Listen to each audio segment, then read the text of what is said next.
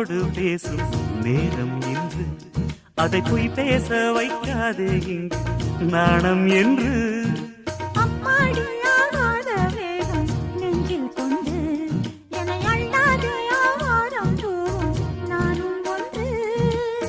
கண் வைத்த பின்னாலே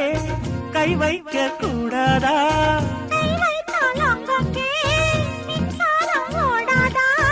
என்னென்னால் என்ன அவள் கொண்ட போது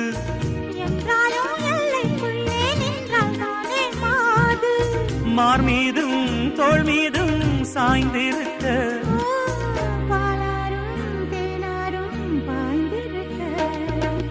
உன்னை வனத்து குயிலே